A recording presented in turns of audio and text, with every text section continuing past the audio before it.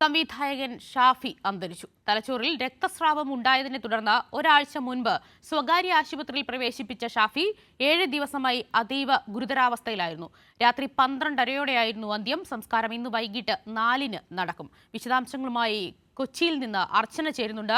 അർച്ചന, ഒട്ടനവധി ഹിറ്റ് സിനിമകൾ സമ്മാനിച്ച സംവിധായകൻ വിട പറയുമ്പോൾ കൂട്ടിച്ചേർക്കാവുന്ന വിവരങ്ങൾ.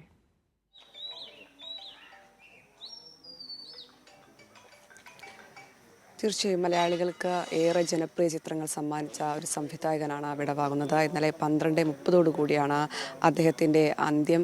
ഈ ആന്തരിക രക്തസ്രാവത്തെ തുടർന്ന് അദ്ദേഹം ഏറെ നാളായി ചികിത്സയിലായിരുന്നു.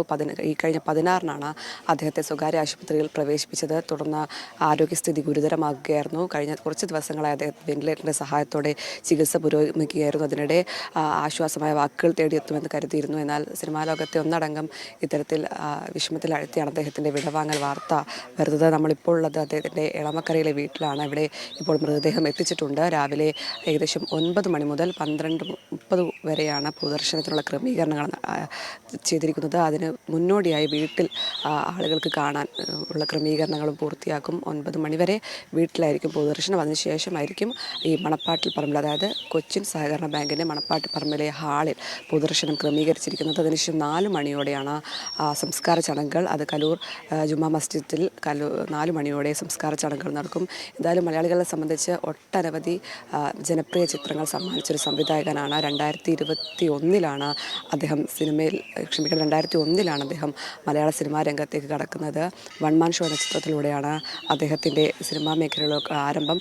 അത്തരത്തിൽ മലയാളികളെ കുടുകുടാചിരിപ്പിച്ച നിരവധി ചിത്രങ്ങൾ, കല്യാണരാമൻ ഉൾപ്പെടെയുള്ള ഒട്ടനവധി മലയാളികളുടെ മനസ്സിൽ നിന്നും മായാത്ത ഒരുപാട് ചിത്രങ്ങൾ അദ്ദേഹം സമ്മാനിക്കുകയും ചെയ്തിട്ടുണ്ട്. മാത്രമല്ല, നമ്മൾ ഇന്ന് പല രൂപേണ ഓർക്കുന്ന പല ഡയലോഗുകളും അദ്ദേഹത്തിൻ്റെ സിനിമയിലൂടെ എത്തിയതാണ്. മായാവി, അത്തരത്തിൽ കല്യാണരാമൻ, ഒട്ടനവധി ചിത്രങ്ങൾ, ലോലിപോപ്പ്, ചോക്ലേറ്റ് തുടങ്ങി ഒട്ടനവധി ചിത്രങ്ങൾ അദ്ദേഹം മലയാളികൾക്ക് സമ്മാനിച്ചു. എന്നും ഈ തിയേറ്ററുകളിൽ ഒരു ചിരിയുടെ മാലപ്പടക്കം പൊട്ടിക്കാൻ അദ്ദേഹത്തിൻ്റെ സിനിമകൾക്ക് കഴിഞ്ഞിട്ടുണ്ട്. അങ്ങനെ ഒരു സംവിധായകനാണ് വിടവാകുന്നത്. അവസാനം അദ്ദേഹം സംവിധാനം ചെയ്തത് 2021-ലാണ്. ആനന്ദം പരമാനന്ദം എന്ന ചിത്രമാണ് അദ്ദേഹത്തിൻ്റെ അവസാനത്തെ പടം.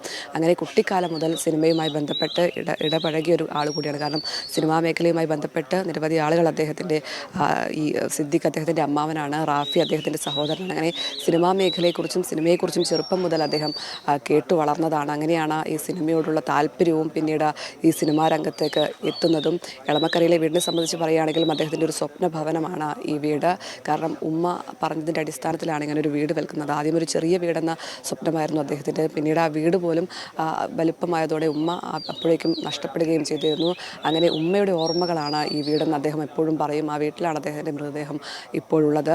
ഏകദേശം 9 മണി മുതലാണ് പൊതുദർശനം ആരംഭിക്കുന്നത്. അതിനുള്ളിൽ ഇവിടെ ഇത്തരത്തിൽ ആളുകൾക്ക് എത്തിയാൽ കാണാനുള്ള ക്രമീകരണങ്ങളാണ് വീട്ടുകാർ ഏർപ്പെടുത്തുന്നത്. ഇന്നലെ തന്നെ രാത്രി തന്നെ മൃതദേഹം എളമക്കരയിലെ വീട്ടിലെത്തിച്ചു. എന്തായാലും മലയാളികളെ സംബന്ധിച്ചും മലയാള സിനിമാ ലോകത്തെ സംബന്ധിച്ചും തീരാ നഷ്ടമാണ് അദ്ദേഹത്തിൻ്റെ വിയോഗത്തിലൂടെ ഉണ്ടായിരിക്കുന്നത്.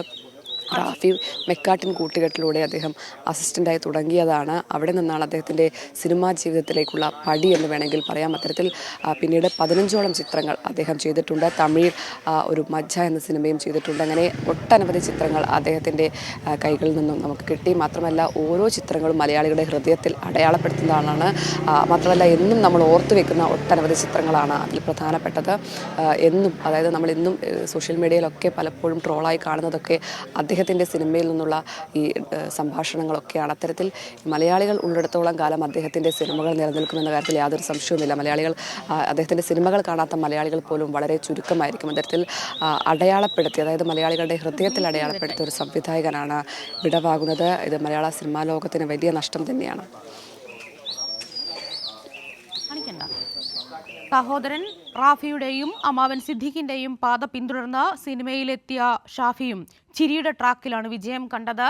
രാജസേനൻ സംവിധാനം ചെയ്ത ദില്ലിവാല രാജകുമാരൻ എന്ന സിനിമയിൽ അസിസ്റ്റന്റ് ഡയറക്ടറായി സിനിമാ ജീവിതം തുടങ്ങിയ ഷാഫി 2001-ൽ ജയറാം നായകനായ വൺ മാൻ ഷോ എന്ന സിനിമയിലൂടെ സ്വതന്ത്ര സംവിധായകനായി. പിന്നാലെ എത്തിയ കല്യാണരാമൻ മലയാളത്തിലെ എക്കാലത്തെയും വലിയ ഹിറ്റുകളിലൊന്നായി. അർച്ചന തുടരുകയാണ്. അർച്ചന, കല്യാണരാമനിലെ ഓരോ രംഗവും മലയാളികൾക്ക് ഇന്നും കാണാപാഠമാണ്.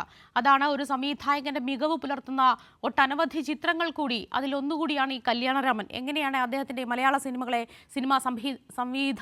സംവിധാന മികവിനെ നമുക്ക് വിലയിരുത്താൻ സാധിക്കുന്നത്?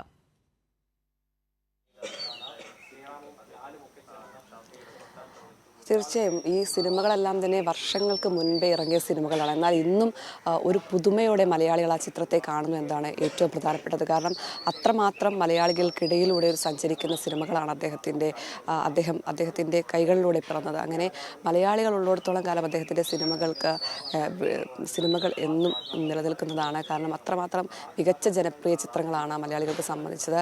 കല്യാണരാമൻ, മായാവി, ചോക്ലേറ്റ്, ലോലിപോപ്പ്, മേക്കപ്പ് മാൻ തുടങ്ങിയ ഒട്ടനവധി ചിത്രങ്ങൾ അദ്ദേഹത്തിന് നമുക്ക് മലയാളികൾക്കായി സമ്മാനിച്ചു. അതിലൊക്കെ തന്നെ ഹാസ്യരൂപേണയുള്ള മർമ്മങ്ങൾ കലർന്ന ഈ സംഭാഷണങ്ങളെല്ലാം തന്നെ എന്നും മലയാളികൾ ഓർത്തുവെക്കുന്നതാണ്.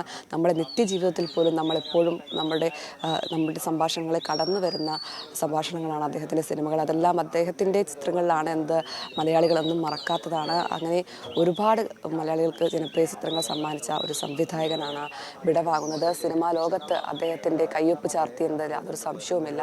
മാത്രമല്ല ഈ നമ്മൾ പ്രിയപ്പെട്ട നടന്മാരെല്ലാം തന്നെ അദ്ദേഹത്തിൻ്റെ സിനിമകളിൽ മുഖം കാണിച്ചിട്ടുണ്ട്. മമ്മൂട്ടി, ദിലീപ് ഉൾപ്പെടെയുള്ള ആളുകളെല്ലാം തന്നെ നിരവധി ചിത്രങ്ങൾ അദ്ദേഹത്തിൻ്റെതായി ഉണ്ട്. അതുപോലെ തൊമ്മനും മക്കളും എല്ലാം തന്നെ നമ്മളെപ്പോഴും ഓർത്തു വെക്കുന്ന സിനിമയാണ്. മറ്റൊന്ന് പ്രധാനപ്പെട്ടത് കല്യാണരാമൻ തന്നെയാണ്. അത് കാണാത്ത മലയാളികൾ വളരെ അപൂർവമായിരിക്കും. അങ്ങനെ മലയാളികൾ ഉള്ളിടത്തോളം കാലം അദ്ദേഹത്തിൻ്റെ സിനിമകൾ നിലനിൽക്കുമെന്നതാണ് അദ്ദേഹത്തെക്കുറിച്ച് പറയാൻ ഏറ്റവും പ്രധാനപ്പെട്ടത്. മാത്രമല്ല എന്നും ഹാസ്യം കലർന്ന ചിത്രങ്ങളാണ് അദ്ദേഹം നിർമ്മിച്ചത്. അതുകൊണ്ട് തന്നെ തിയേറ്ററുകളിൽ നിന്നും അദ്ദേഹത്തിൻ്റെ സൂപ്പർ ഹിറ്റ് പടങ്ങളാണ് എപ്പോഴും ഓടിക്കൊണ്ടിരുന്നത്. അത് വലിയ ജനപ്രിയ ചിത്രങ്ങളായി മാറുകയും ചെയ്തു.